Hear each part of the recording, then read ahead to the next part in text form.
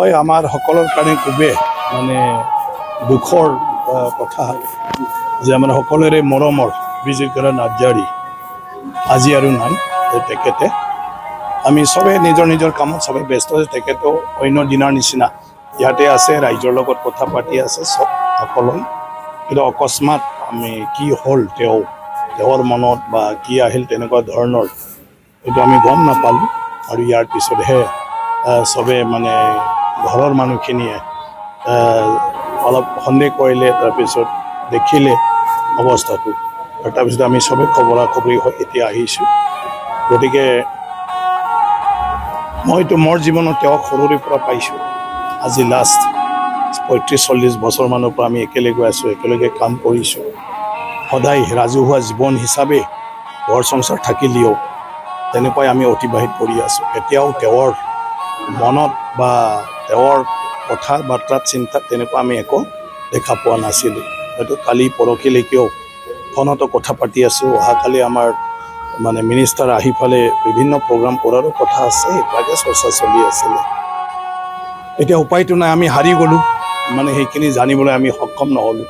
যিমান আপোন মানুহ আছে সেইখিনি মানুহ আমি তেওঁৰ মনৰ কথাটো জানিবলৈ সক্ষম নহ'লোঁ অন্তিম অৱস্থাত।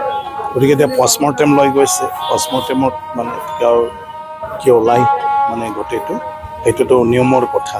আমি অহাকালি তেওঁক সৎকাৰ ৰাজহুৱা ভাৱে কৰিব, আৰু আজি আমি এতিয়া সিদ্ধান্ত ল'ম যে কোনখিনি জেগাত তেওঁক সৎকাৰ কৰা হ'ব, আৰু তাতে সকলোৱে যিসকলে মানে তেওঁক শ্ৰদ্ধাঞ্জলি দিব খোজে অহাকালি আহিব পাৰিব। আৰু আমি আজি ঠিক কৰি পালে অহাকালি চবকে জনাই দিয়া হ'ব, ছ'চিয়েল মিডিয়াটো গম পাব যে কিমান বজাত তেওঁৰ মানে ডেড বডিটো সৎকাৰ হয়, কেতিয়া আহি পায়। এতিয়া BTC মানে মহিলাৰী ডাঙৰীয়াও আমাৰ চিফ ডাঙৰীয়াও মানে তেওঁ খবৰ দি পঠাইছে, তেওঁ যিহেতু ডেপুটি স্পীকাৰ, গতিকে সেইকাৰণে বিধানসভালৈ কিয় BTCৰ মানে তেওঁক মানে নিব পাৰিলে ভাল। গতিকে এতিয়া এইটো পৰিৱেশ নহয়, অলপ পিছত আমি চব আলাপ আলোচনা কৰি ফালে এই গোটেইটো কেনেকৈ আমি মিলাব পাৰোঁ সেইখিনি পাতিম। বাকী উপায় নাই, শ্ৰদ্ধাঞ্জলি দিয়াৰ বাবে ঈশ্বৰে তেওঁক সদায় মানে ভালকৈ ৰাখক। তেওঁ যেনেকৈ আমাৰ লগত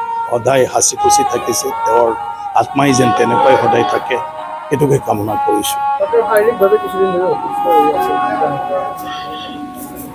নাই, এইটো তেওঁৰ অসুস্থতাটো তেনেকুৱা হৈয়ে থাকে, মানুহৰ জীৱনৰ কথা। কিন্তু মই সেইকাৰণে ক'লোঁ যে আমিও গমকে নাপালোঁ বা আমাক তেনেকুৱা উমানে নিদিলে, আমি সক্ষমেই নহ'লোঁ জানিবলৈ।